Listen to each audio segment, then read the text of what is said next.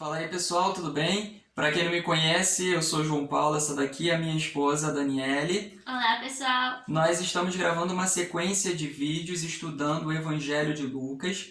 Nós já chegamos até o capítulo 2. Agora é um momento assim que eu sei que a gente ficou muito tempo sem gravar vídeos por conta de problemas de saúde que a gente enfrentou aqui, mas graças a Deus as coisas estão melhorando. E agora a gente vai continuar estudando, a gente vai ler o capítulo de número 2. Vamos ler o primeiro bloco, que vai do versículo 1 até o versículo 7. A Dani que vai trazer esse estudo pra gente. Eu vou ler aqui, pode acompanhar com a gente. A gente vai ler aqui esses versículos na versão revista atualizada. Diz assim o texto: Naqueles dias foi publicado um decreto de César Augusto convocando toda a população do império para recensear-se. O primeiro recenseamento foi feito quando Quirino era governador da Síria. Todos iam alistar-se, cada um à sua própria cidade. José também subiu da Galileia, da cidade de Nazaré, para a Judéia, a cidade de Davi, chamada Belém, por ser ele da casa e família de Davi, a fim de alistar-se com Maria, sua esposa, que estava grávida. Estando eles ali, aconteceu completarem-se-lhe os dias, e ela deu à luz o seu filho primogênito, enfaixou e o deitou numa manjedoura, porque não havia lugar para eles na hospedaria. Bom, no versículo 1 aí começa dizendo que César Augusto era imperador e ele publicou um decreto, fazer o censo do povo do império, daquelas pessoas. Ele era um homem que respeitava as pessoas, contando que elas não interferissem em algo do governo. E esse foi o primeiro censo, a primeira contagem daquele povo. Quando esse censo foi realizado, a gente vê aqui no versículo 1 que Quirino era governador da Síria. A gente vê também no texto que as pessoas iam alistar na sua própria cidade, e esse alistamento era feito por famílias. E José foi para a Judéia, foi a uma cidade chamada Belém. E a Bíblia cita que Belém era a cidade de Davi, porque lá era onde Davi e sua família moravam. E também era, por isso que fala que era a casa de Davi. E José teve que sair até esse lugar, até Belém, porque Davi era antepassado de José. Por isso que ele foi até lá para poder fazer esse alistamento. E se a gente for ver que assim, não tem nada demais, né? É um censo de pessoas e não tinha nada demais José ter ido lá se alistar, porque o imperador convocou aquelas pessoas. E a gente vê aqui que toda autoridade ela é constituída por Deus. Existe até um versículo que fala sobre isso, né? Isso, o versículo que a gente fala, que fala sobre isso fica em Romanos. Romanos, no capítulo 13, versículo 1 e 2, versículos 1 e 2 diz assim: Todo homem esteja sujeito às autoridades superiores, porque não há autoridade que não proceda de Deus. E as autoridades que existem foram por ele instituídas, de modo que aquele que se opõe à autoridade resiste à ordenação de Deus, e os que resistem trarão sobre si mesmos condenação. Olha que texto pesado para quem aí resiste à autoridade, gosta de falar mal aí dos governadores, do presidente. A gente até tem um certo limite para poder falar alguma coisa, expor a nossa opinião, mas quando a gente fala mal, a gente está realmente desagradando a Deus. Isso é algo difícil da gente controlar, mas é algo muito sério, porque o texto diz aqui bem claro que aqueles que resistem trarão sobre si mesmos condenação. Eu acho isso muito pesado, você não acha pesado isso? Com certeza. A Bíblia mesmo fala isso, que toda autoridade ela é constituída por Deus. Nada foge do controle de Deus, e por mais que o país esteja numa situação ruim, com as pessoas lá no poder, as pessoas não estão fazendo um bom governo, por mais que esteja acontecendo isso tudo, a autoridade ela foi constituída por Deus. E a gente precisa se submeter à autoridade. É claro que a gente não vai concordar com tudo. Então o que a gente precisa fazer? A gente precisa orar pelas autoridades, a gente precisa orar, pedir a Deus para dar sabedoria, para Deus orientar e não ficar contra as autoridades, porque elas vieram sim do Senhor. E foi Deus quem permitiu que as pessoas estivessem no governo, é Deus quem permite essas pessoas, é Deus quem permite tudo. Então, precisamos obedecer à lei dos homens se não estiverem ferindo os princípios bíblicos. E por isso José obedeceu à convocação do imperador. Era apenas ali um alistamento e ele obedeceu. E Maria não precisava ter ido com José até Belém, mas ela foi com ele. Esse alistamento era feito por família, José ia representar a sua família. Só que ela acompanhou o seu marido durante essa longa viagem, uma mulher grávida. E José também não ia gostar de deixar ela sozinha porque ela estava nos últimos dias de gravidez. Ele queria estar com ela quando o bebê nascesse. Por mais que Maria estivesse com uma criança em sua barriga, ela foi com José a Belém. E uma mulher, a gente vê que a mulher precisa acompanhar o seu marido e dar apoio nas decisões da vida. Uma mulher sábia precisa levar o seu marido para mais perto de Deus. O marido, por sua vez, precisa amar e cuidar da sua mulher e de sua família. Maria tinha uma limitação. A limitação dela era a gravidez, porque deve ser difícil, né? Andar com uma barriga, com a criança, o peso, deve ser difícil. Mas mesmo assim ela foi com ele. E por mais que as nossas dificuldades, as nossas limitações, elas sejam grandes, precisamos um do outro. Precisamos acompanhar a nossa família, apoiar nas decisões se for de acordo com a vontade de Deus. Precisamos nos importar também mais com as pessoas. Por mais que os nossos problemas sejam grandes, precisamos um dos outros. Às vezes surgem situações em nossas vidas que não entendemos, mas tudo tem um propósito do Senhor. Nada que Deus faz é por fazer. Ele faz com que a gente passe por coisas para que a gente cresça mais, cresça espiritualmente, ou para nos tratar. Deus sempre quer o melhor para nós. E a gente vê aqui o propósito de Maria ter ido com José. Quando eles estavam em Belém, aconteceu os dias, ou seja, Maria veio a dar à luz ao menino. A vontade de Deus era que Jesus nascesse em Belém. Aconteceu no momento que Deus quis e aonde Deus quis, tudo no momento do Senhor. E Deus age em nossas vidas no momento que Ele quer e onde Ele quer também. Se Deus quer nos tirar daqui, nos levar para outro lugar, porque Ele tem um propósito. As bênçãos que tanto esperamos de Deus vai chegar também no momento que Ele quiser e onde Ele quiser. Precisamos nos aquietar e confiar mais na soberania do Senhor. Ele nos conhece melhor que nós mesmos. E por isso Ele realiza obras em nossas vidas que nós não entendemos, mas tudo tem um propósito maravilhoso do Senhor. E a gente vê também no texto que fala que Maria deu à luz ao seu filho primogênito.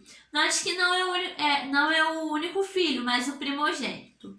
Maria teve outros filhos além de Jesus. E uma passagem que nos mostra isso é Mateus 13, versículo 13, capítulo 13, versículo 55, que cita o nome dos irmãos de Jesus. E a gente vê que Jesus foi enfaixado e foi posto em uma manjedoura, porque não havia lugar nas hospedarias. Provavelmente as hospedarias estavam cheias por causa da quantidade de pessoas que estavam naquele local para fazer o censo. Mas isso também era um propósito do Senhor. Não havia nenhum local onde pudessem receber Jesus e precisamos ter cuidado e analisar o nosso coração. Porque será que nosso coração tem espaço para receber o Senhor? Será que tem lugar no nosso coração para Jesus? Ou o que tem enchido os nossos corações? Será que tem sido os prazeres desse mundo? Ou será que o Senhor tem um espaço no nosso coração? Jesus teve um nascimento simples e foi posto numa simples manjedoura. Precisamos seguir os caminhos dele, ter a simplicidade como Jesus. Jesus era o Filho amado de Deus, mas ele veio a esse mundo para suportar as nossas dores. Ele teve um nascimento simples, ele não foi tratado como a maioria de nós, que a gente nasce dentro de um hospital, tem aquele super cuidado. Jesus nasceu na manjedoura, né? Porque não tinha o local na hospedaria, mas era o propósito de Deus. A gente vê a simplicidade de Jesus desde o seu nascimento. E nós precisamos seguir isso. Ser simples como o Senhor é. E é isso que eu tenho para deixar para os irmãos nesse dia. Esse texto é interessante porque às vezes a gente fica achando que Jesus nasceu lá naquela situação simples somente por causa de falta de dinheiro, porque ele era muito pobre e por isso que ele nasceu ali.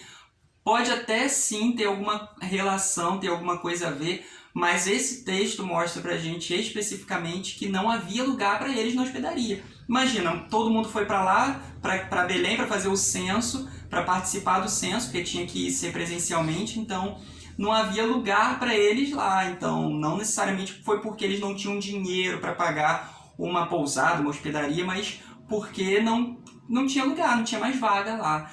Mas é realmente um texto muito interessante que fala muito aos nossos corações. Essa mensagem me lembrou uma canção muito bonita. O nome dela é Simples como Jesus. A gente vai louvar a Deus. Se você souber, louve a Deus junto conosco.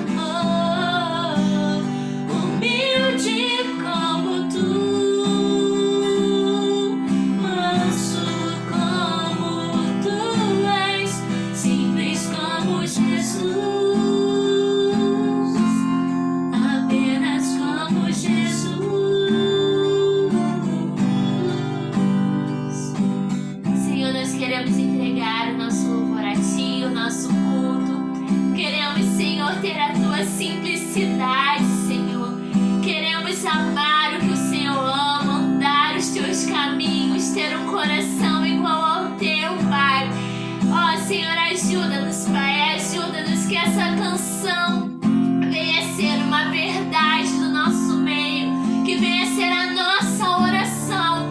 Deus, a nossa oração a Ti, queremos ser simples, santos e puros, Senhor, igual a Tu, Senhor, igual a Ti, Pai, ajuda-nos, Senhor. Santo Deus, ajuda-me, Senhor, a ser santo como Tu, Senhor, com o coração puro, humilde, manso, com o Teu caráter, Senhor Deus. Nós Te louvamos, Te agradecemos, que o Senhor venha abençoar a cada família, cada lar. Visita, Pai, visita, Senhor, a família de cada um que está nesse momento, nesse estudo conosco, que o Senhor possa derramar a Tua bênção, ó Deus, sobre cada lar, Senhor. Esteja com cada família. Nós clamamos a Tua bênção em cada família, Senhor, nesta noite, ó Pai. Que nós possamos seguir, Deus, a Tua palavra, Deus, e ter a Tua simplicidade, Senhor. Ser simples como Tu és, Pai, em nome de Jesus. Amém. Amém. Então, espero que essa palavra tenha abençoado a sua vida. Se quiser, pode compartilhar com seus familiares, com seus amigos. E até a próxima, até semana que vem, se Deus permitir, estaremos aqui juntos. Um abraço, tchau!